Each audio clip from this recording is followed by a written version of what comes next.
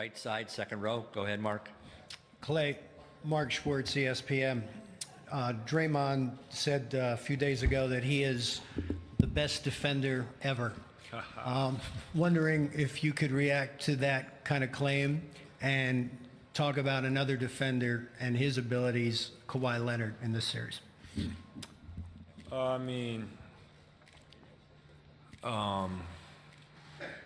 mean, both those two can be in the argument, especially of our time, this generation.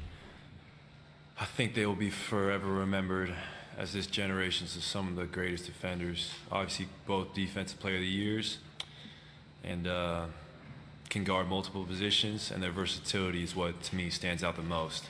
It's not like they're just protecting the rim, but they can guard 1 through 5 and do it so effectively. So that's my thoughts on both them. As for Draymond's claim that he's the best ever? I agree. It's my teammate of 7 years, so I will forever have his back, and fellow champion. So he's a 3-time champion for a reason, just because, like I said before, his versatility on the defensive end is amazing. Left side, fifth row. Hi, over here. Corin McCallum, TSN. In the next 2 weeks or so, if a Drake song comes up on a playlist or just plays, do you skip it or do you take it out of the playlist? If it's a bad song, I'll skip it. But if it's one of his hits, I'll play it. I've been a Drake fan since, I was in high school. He's a great artist.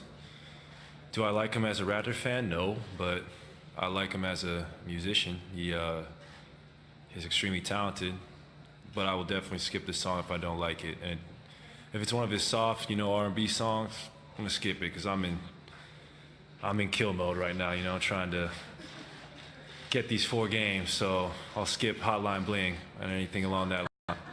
Yeah. Right side in the back. Yeah.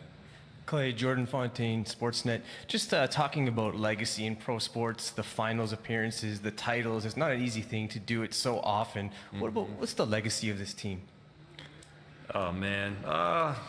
That's a great question. It's hard to formulate that answer right now because I think we're in the midst of a dynasty run that's still ongoing. But hopefully, when it's all said and done,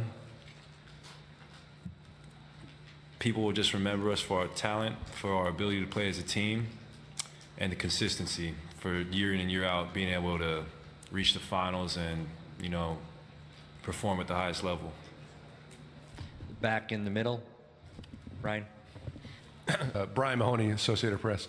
Klay, I know this is a new opponent, but you've played a lot of these guys previously in the Western Conference playoffs, so you're familiar with them.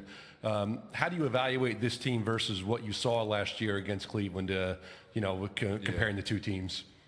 Well, they're similar in the aspect that they have an MVP caliber player in Kawhi Leonard, and then they have everyone else who knows their roles, and they do them very well.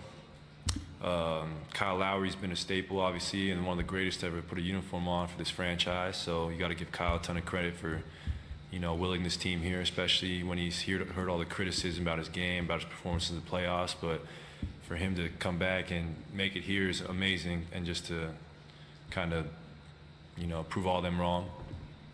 And then they got, another guy in Siakam who I'm a big fan of. I think his ability to scoring ability around the rim is really, really good, and he's like a modern-day power forward. He's the type of guy you want in that 4 spot. Then Van Fleet's obviously been shooting the ball very well the last few games.